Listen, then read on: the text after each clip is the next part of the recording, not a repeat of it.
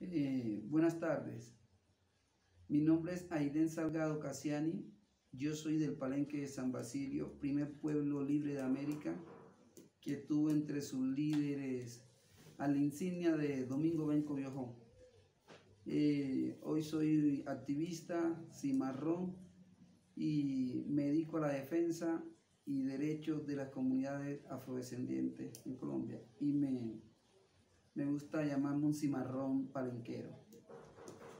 Hoy es pertinente e importante en esta reflexión de 20 años de Durban apuntar varias cosas. Lo primero es ubicar el contexto de Durban.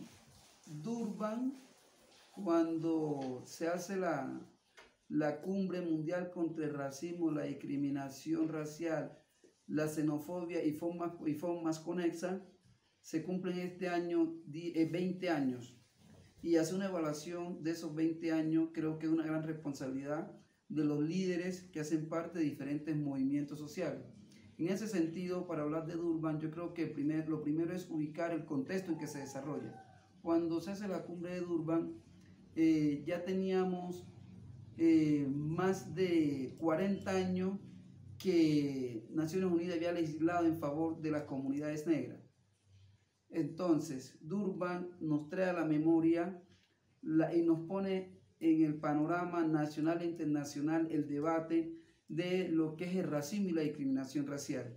Debate que muchos pensaban que habían pasado a la historia, que con la supuesta igualdad, con los grandes derechos que hubiesen conseguido los movimientos de derechos civiles en Estados Unidos, el reconocimiento jurídico en algunos países de las comunidades étnicas, la descolonización en África, pensaban que el tema del racismo había pasado de moda. Y no, lo que hace Durban es primero traernos a colación, traernos al debate público ese concepto de lo que es racismo y la discriminación racial.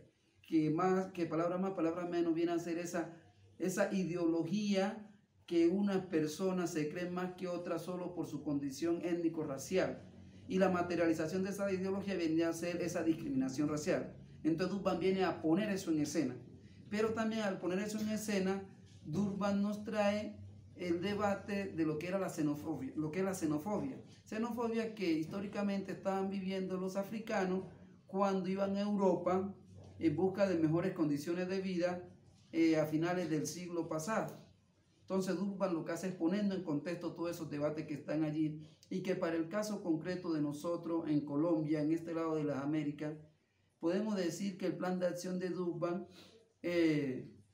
tuvo unos elementos que algunos países, algunos estados lo pusieron en práctica, pero lo pusieron en práctica bajo unas concepciones, muchos neoliberales, en su concepción de la política capitalista neoliberal, que no generó transformaciones de fondo en estas comunidades. Entonces, en ese plan de acción podemos hablar, uno, de lo que son la educación, la necesidad de generar políticas de acción afirmativa en el campo educativo para que se permita de un lado la inclusión de esta población étnico-racial que ha estado históricamente excluida del sistema educativo en Colombia, y ahí donde se crean los cupos en diferentes universidades. Igualmente, para el caso de Colombia se crea lo que es la Cátedra de Estudios Afrocolombianos. También se crean diferentes iniciativas para combatir el racismo y la discriminación racial. Entonces en el campo de la educación se hacen esos avances que hoy todavía no ha eliminado la gran brecha que hay de desigualdad en el acceso a la educación superior entre la gente negra que principalmente vivía en el campo o en las zonas marginales de las grandes ciudades y las comunidades blanco-mestizas. Esa brecha, a pesar de los 20 años de Durban, todavía no ha sido zanjada en su totalidad. Eso para hablar del campo de la educación. Hay otros campos que también legisló el plan de acción de Durban, como el plano de la salud. En el plano de la salud, para el caso de nuestro país, se puede decir que hay un sistema de salud globalizado, pero un sistema de salud globalizado que está muy mediado por el tema económico. Es decir, yo puedo tener cierta XY enfermedad, pero a mí no me van a atender si yo no estoy afiliado a un sistema de salud. Y para yo estar afiliado necesito estar pagando una mensualidad de lo que me gano. Si no estoy trabajando, el Estado supuestamente me afilia a través de un sistema que se llama Sisbén, pero que en última lo podemos catalogarla como un sistema de medicina para pobres, donde realmente no se brindan los beneficios que requiere una persona solo por el solo hecho de ser seres humanos. No se le brindan esos servicios. El medicamento también sufre las mismas calamidades. Por otro lado, no se ha puesto en práctica en nuestro país un sistema de medicina que reconozca esos conocimientos ancestrales que tenemos nosotros, las poblaciones étnicas. Entonces creo que es necesario en salud también avanzar en ese sentido. A pesar que en estos años empezaron a discutir sistemas de salud alternativa que reconozca esos conocimientos étnicos en términos de medicina, pero a la fecha no está todavía puesto en práctica.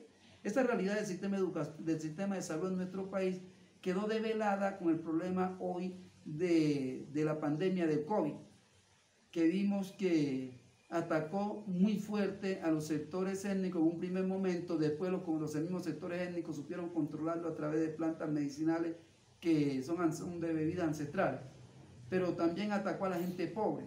Esos fueron los principales afectados en esta pandemia de Colombia, donde llevamos más de 60.000 muertos. Entonces eso lo develó la pandemia.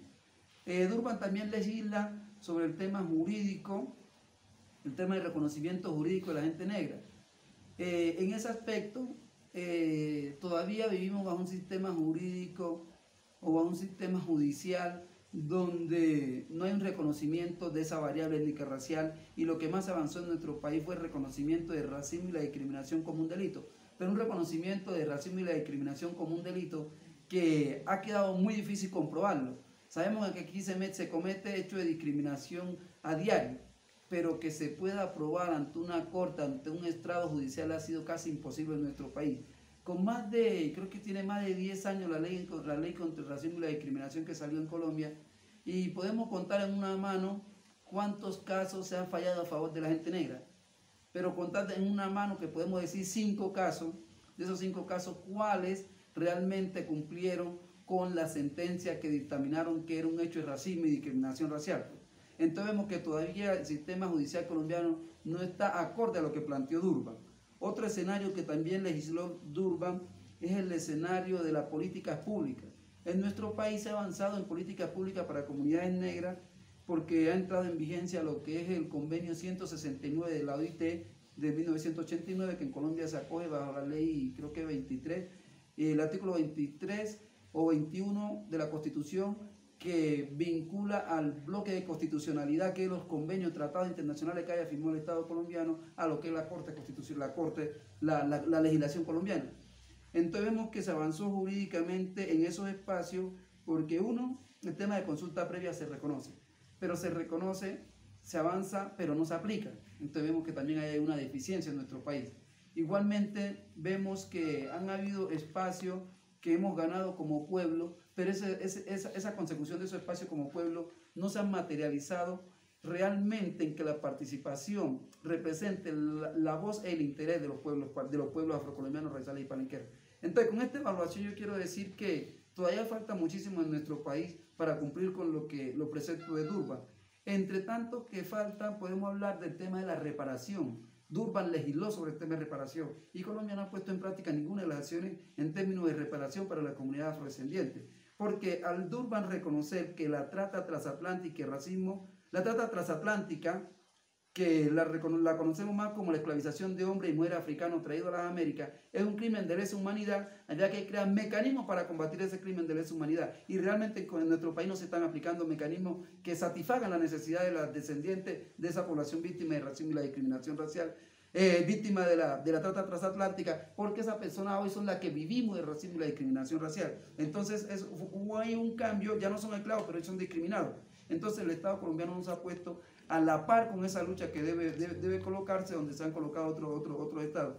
Entonces, en ese orden de idea, creo que hoy, con lo que Durban habló, pero no desarrolló tanto el tema de paz, nosotros como comunidades negras asumimos y tomamos el tema de paz para nosotros, porque creemos que en lo que se firmó en La Habana hay posibilidad de mejorar condiciones de vida de la gente negra. Entonces, finalizo diciendo esto. Colombia debería realizar una evaluación sobre lo que son los 20 años de Durban. Esa evaluación debería comprometer al Estado colombiano, pero también a los organismos multilaterales que existen, Naciones Unidas, los bancos, las bancas mundiales, los bloques regionales, la CELAC, el ALBA, la OEA, deberían comprometerse en realizar evaluación sobre qué pasó con Durban y esa evaluación permitirnos reorientar un nuevo plan de acción que permita que realmente lo que se comprometió en Durban se pueda materializar. Yo creo que es una de las formas de darle vida a lo que sucedió en Durban, porque no podemos seguir permitiendo que siga en el cajón de los olvidos lo que sucedió en Durban y nosotros seguir pensando que hay que seguir haciendo actividades en favor de las comunidades sin reconocer lo que pasó en Durban y sin hacer evaluación de Durban. En este orden de ideas finalizo con eso. Creo que eventos como estos deben contribuir a que se realicen evaluación de lo que pasó en Durban y con ello darle vida a su plan de acción en lo que no se ha cumplido y ver cómo lo hacemos para que se cumpla. Muchas gracias.